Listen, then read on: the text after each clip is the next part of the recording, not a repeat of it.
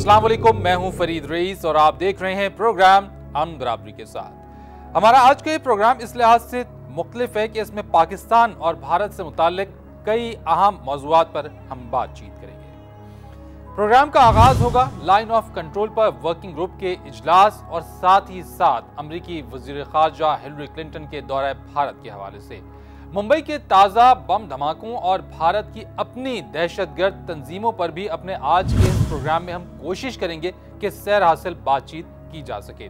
इसके अलावा भारत में पाकिस्तानी फनकारों की बढ़ती हुई मुखालफत भी अपने आज के इस प्रोग्राम के एजेंडे में हमने शामिल किया है। लेकिन सबसे पहले हम जरा जायजा लेते हैं कि अमरीकी वज़ीर ख़ारजा हिलरी क्लिंटन के दौरे भारत के हवाले से और इसके साथ साथ जो नई दिल्ली में LOC के हवाले से जो वर्किंग ग्रुप का इजलास हुआ उसमें किस तरह की पेशरफ्त हुई, एक जायजा लेंगे और उसके बाद अपने इस प्रोग्राम को मजीद आगे बढ़ाएंगे।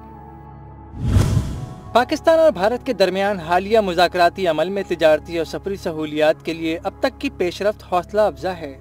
अमरीका ने भी इसका खैर मकदम किया है। कश्मीर में लाइन ऑफ कंट्रोल के आर पार खौफ के साए कम हो रहे हैं। कश्मीरियों के लिए सफरी और तिजारती सहूलतें दोनों मुल्कों के ताल्लुकात में बेहतरी ला सकती हैं। नई दिल्ली में वर्किंग ग्रुप के इजलास में इन सहूलतों को मजीद बेहतर बनाने पर इत्तिफाक हुआ। वर्किंग ग्रुप्स और सिफारती सतह पर तिजारती ताउन में पेशरफ्त वज़ीर ख़ारजा हिना रब्बानी घर के दौरे भारत में ठोस शक्ल इख्तियार कर सकता है। अमरीका की जानिब से भी पाक भारत मुज़ाकरात को हौसला अफजा करार देना खित्ते में माशी इस्तेहकाम मुमकिन बनाने का सुनहरा मौका फराहम कर रहा है। तज्ज़ियाकारों के मुताबिक वज़ीर ख़ारजा मुज़ाकरात में इन मामलात को अमली शक्ल दी गई तो ये अहम संगे मील होगा।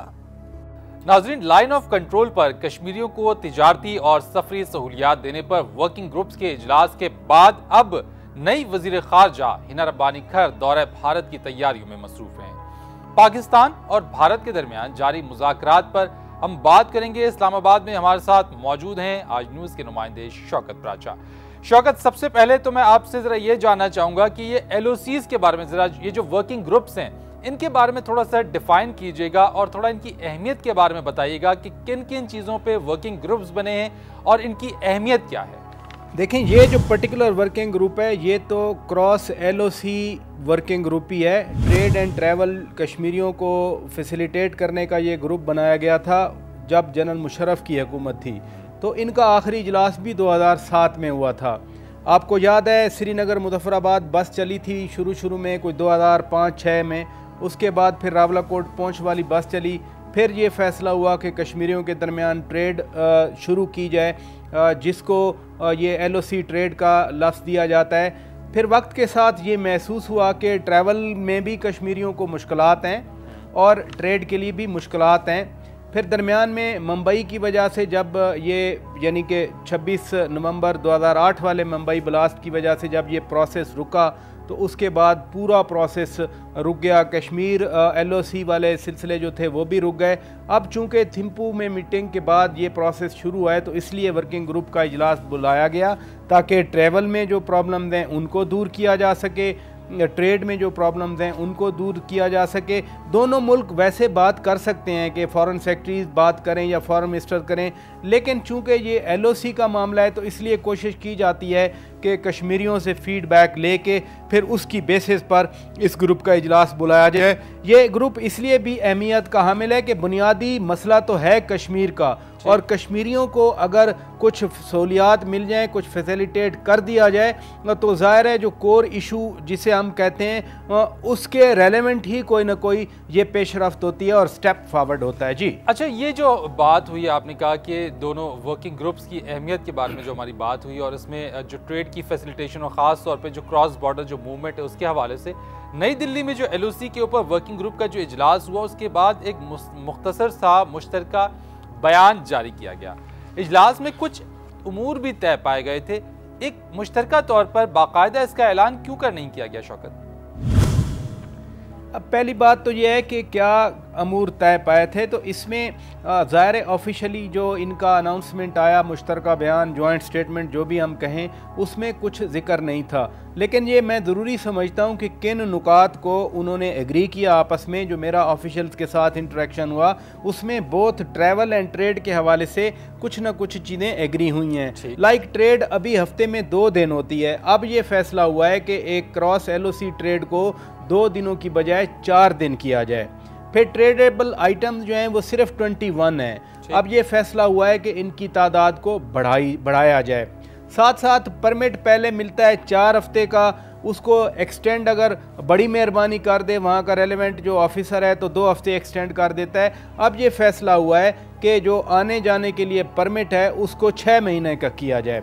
اسی طرح سے LOC پر زلزلے کے دوران 5 پوائنٹ کھولنے کا اعلان ہوا تھا، 3 آپریشنل ہو گئے تھے، جو 2 پوائنٹس آپریشنل نہیں ہوئے تھے وہ اڑی اور ہماری طرف سے حاجی پیر، پھر تتا پانی اور مہندار، یہ 2 پوائنٹ سے اب یہ فیصلہ ہوا کہ ان کو بھی کھولا جائے۔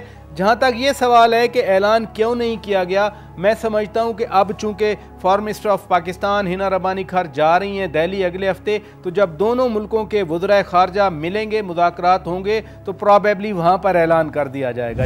آنے والے دنوں میں جو خارجہ سیکریٹریز اور خاص طور پہ ہمارے جو وزرائے خارجہ ہیں، وزیر خارجہ سطح پہ جو بات چیت ہونے جا رہی ہے، اس کا اوورآل ایجنڈا آئٹم کیا ہے؟